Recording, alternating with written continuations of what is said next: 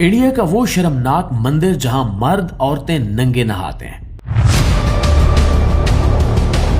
गुनाहों को धोने का घटिया तरीका।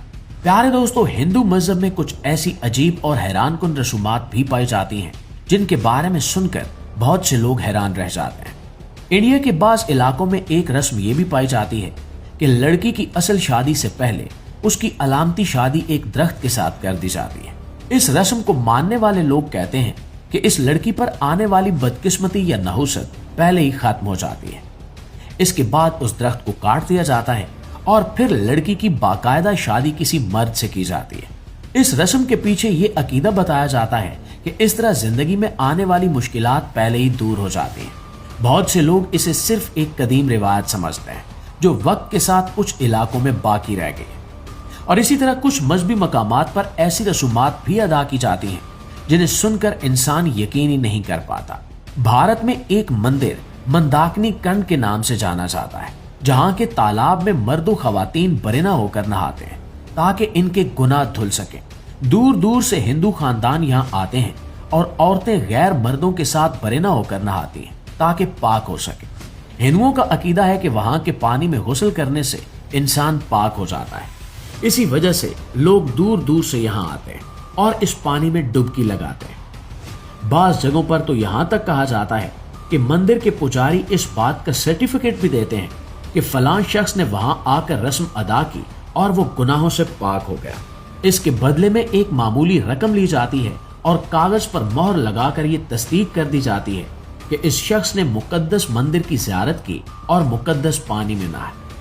नाज़रीन, भारत के कुछ पहाड़ी और कबायली इलाकों में एक और अजीब रस्म भी पाई जाती है, जिसके मुताबिक एक औरत की शादी एक मर्द की बजाय उसके तमाम भाइयों से कर दी जाती है। इस तरह एक ही औरत कई भाइयों की मुश्तरका बीवी बन जाती है। इस रिवायत को मानने वाले लोग कहते हैं कि इससे खानदान की जमीन और जायदाद एक ही घर में रहती है और तकसीम नहीं होती। इसी वजह से बाज गरीब इलाकों में लोग इस रिवायत को आज भी बरकरार रखे हुए हैं। ऐसे खानदानों में औरत को हर रात बारी बारी किसी न किसी शौहर के साथ रहना पड़ता है।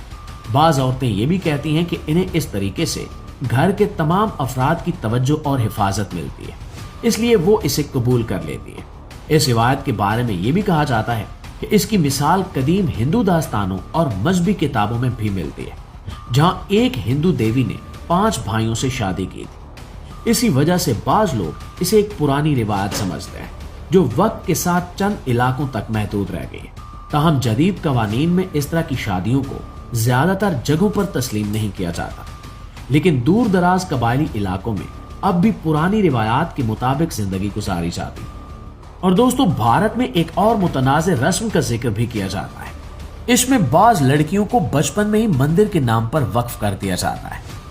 शुरू में कहा जाता था कि ये लड़कियां मजहबी खिदमत के लिए वक्फ होती हैं, मगर वक्त के साथ इस रिवायत में बहुत सी खराबियां पैदा हो गई। कई तहकीकाती रिपोर्ट्स के मुताबिक बाज़ जगहों पर इन लड़कियों का जिनसी इस्तेसाल भी हुआ और इन्हें मुश्किलात का सामना करना पड़ा।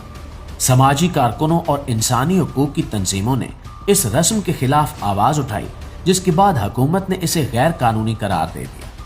इसके बावजूद कुछ गरीब इलाकों में इसके असरात अब भी देखने को मिल जाते हैं। प्यारे साथियों, दुनिया के मुख्तलिफ मुआशरों में पुरानी रसूमात और रिवायात सदियों से चली आ रही। कुछ रसूमात वक्त के साथ खत्म हो जाती हैं, जबकि कुछ महदूद इलाकों में बाकी रह जाती हैं। आज के दौर में तालीम और शऊर बढ़ने के साथ बहुत सी ऐसी रिवायात पर बहस हो रही है और लोग इनके बारे में नए अंदाज से सोच रहे हैं। यही वजह है कि कई मुआशरों में तब्दीली आ रही है और नई नस्ल पुरानी रस्मों को समझने और परखने की कोशिश कर रही है, मगर भारत आज भी इन फरसूदा और गैर अखलाकी रस्मों का गढ़ बना हुआ है।